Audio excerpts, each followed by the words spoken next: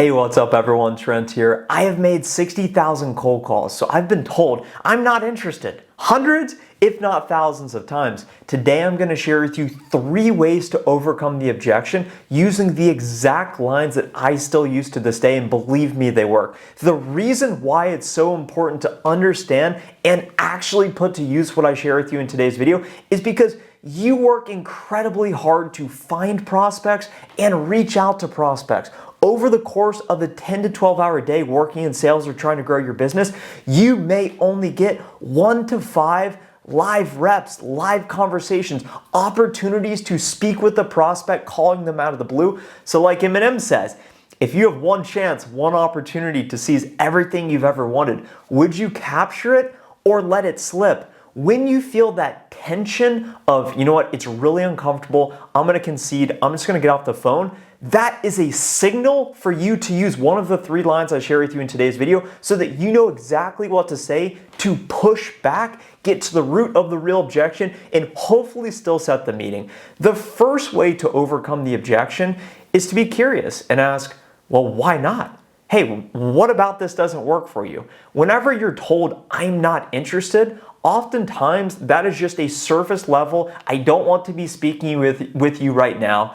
Look, I'm really busy, I'm at my desk, I had to come in the office today with this big commute, I didn't want to do it. Put yourself in the prospect's shoes. They're sitting there at their desk, they're not getting paid enough, they have 1,000 emails to read, they have to get 2 proposals out, they have a one-on-one with their boss later that they might get fired at, they want to leave the office early to go to their daughter's choir concert, and meanwhile, you're interrupting their day out of the blue. Do you think they want to hear from you? They're just going to say, you know what, I'm not interested. So it is your job to say, well, why not? What about this doesn't work for you? Is it budget? Is it timing? Are you using a competitor? What is it? If I ask you to go get pizza with me, hey, do you want to go get pizza tonight? And you say, nah, I'm not interested. I'm going to say, well, why not? I like pizza. Do you not like pizza? And you may want to go, but you're not going to go because what is the root cause? What is the root objection? Hey, I'm actually on a diet right now. I can't eat cheese. I can't eat bread. I'm just sticking to Whole Foods. Oh, okay. Well, the pizza place also has salads. They've got these really great Caesar salads. Do you want to go get the pizza tonight? I'll eat pizza, you eat a salad. Okay, sure, I'll go. So what you've done is you've identified, hey, just because they say they're not interested doesn't actually mean they're not interested. I need to understand why are they not interested? And also, just because they're not interested right now does not mean that they're never going to be interested again. You can always call them back in the future if they hang up on you or absolutely shut you down. It is okay to get hung up on, believe me. That takes us into the second way to overcome the objections is when you get to the point when it may be a better time to call them back in the future. And when you're speaking with them on the phone and they tell you, I'm not interested, you're gonna get an objection at the very beginning of the call or the end of the call after you make your call to action. So at the beginning of the call, there's an easy line that you can use that works every time. If you catch them and they say, hey, who are you? How did you get my number? Are you a solicitor? Are you a telemarketer? Why are you calling me? I don't want to speak with you. I'm not interested. Hey, look, I know I'm calling you out of the blue. May I have 30 seconds for me to tell you the reason why I'm calling you? And they'll say, okay, go ahead. I started the timer, and that's when you know that you're probably not going to set the meeting regardless. So that's how you overcome the upfront, I'm not interested objection. But when you get to deeper in the call and they tell you I'm not interested after you've given them your pitch, ask them, well, look, okay, that's fine, you're not interested. When might be a better time to have this conversation? And they'll give you some arbitrary date. Hey, call me back in 90 days. Okay, sure, I'll call you back in 90 days. What do you need to have happen? What needs to change between now and then to make our conversation more relevant at that point? They're gonna be left scratching their head because the reason they've told you they're not interested is because they probably haven't actually tried to understand why you're calling them, or maybe you have not done a good enough job explaining to them why they absolutely have to take your meeting right now. You could also ask them, hey, so I get it, you're not interested, but did anything resonate with you today? What of these 3 ideas is most relevant to you? Just so I know how I can be super custom when I reach out to you in the future. Seek to understand what is the actual problem, why they don't want to speak with you. And oftentimes it's because they're either trying to brush you off or you have not done a good enough job actually explaining to them why they need to take the meeting with you right now. And keep in mind, they have endless options. Your competitors are working 24 hours a day to try to take everything you want away from you. So every time you're not making the ask, every time you're not calling, that is a problem for you. And that takes us into objection handling strategy number 3 to overcome I'm not interested. And this is my personal favorite. I believe it's the most effective. So whenever you get to the point of, hey, I'm not interested, at this point in time, you know that you need to push back, even if it's uncomfortable. Everyone feels uncomfortable, everyone feels the tension, and that's exactly when you need to push back. And that's when you try to understand the actual root cause issue. Okay, is it because you're not interested because you know that you don't have any budget? Is it because you're not interested because you're under contract with a competitor? Is it because you're not interested because you guys tried to set up a program like this in the past and it utterly failed and you almost got fired? What is the actual root issue? And they're going to give you a reason, assuming you're good enough at actually getting to that point, and they're going to say, look, we don't have any budget. And you can use this same strategy for any objection you get. You say, look, we're not talking money today. Look, I don't expect you to change providers today. Look, I know a program like this does not get set up overnight. But I'm confident, based on my understanding of your business and these 3 XYZ problems that we can help with, that there's going to come a time when we absolutely can help you.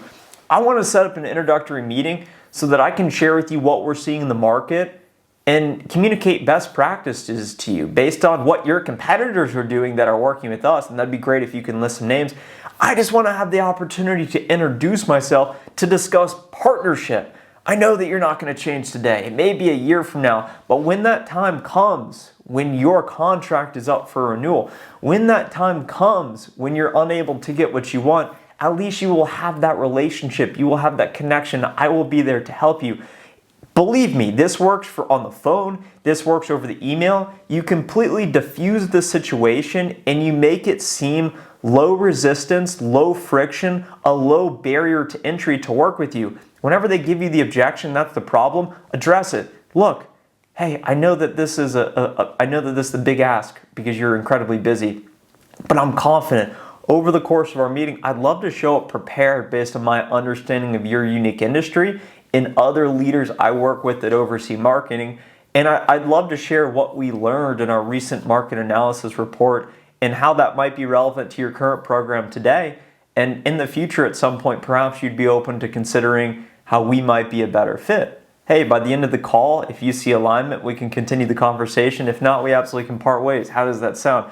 Okay, boom. So what we've done is we've completely shifted it from, hey, I'm transactional, I'm needy, I'm desperate, I'm just trying to exploit you to hit my quota, to, hey, I'm leading with value, I'm leading as a true partner, and I am here to help. And prospects want to work with reps who can demonstrate thought leadership and who are there to help them be more successful. So whenever you get the I'm not interested objection, whether it's at the beginning of the call, hey, may I have 30 seconds for me to tell you the reason I'm calling? Whether it's at the end of the call, hey, we don't have budget, I just don't want to talk to you, da-da-da-da. Hey, I'm not asking you to buy today. I just want the opportunity to introduce myself to see if we can help. What do you say? And that's the best you can do. And that takes us into the 4th bonus way to overcome the I'm not interested objection, and it's to not try and overcome it at all.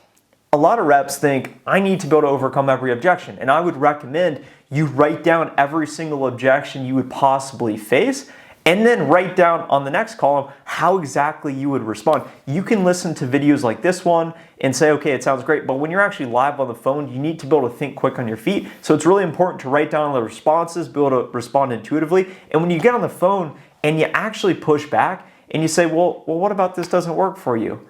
Okay, well, so this. And then you keep getting down the rabbit hole.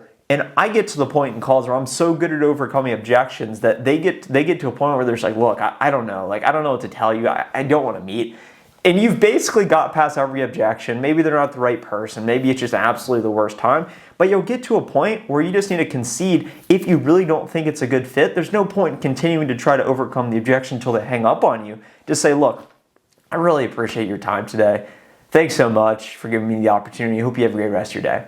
And that's it. And if you really don't think there's anything there, No harm in giving up, because it's actually a worse use of your time to try and force a meeting set with a prospect that is just absolutely not the right person, or if they legitimately don't have any budget, if they legitimately are under contract and it absolutely does not make sense to set a meeting, that's okay.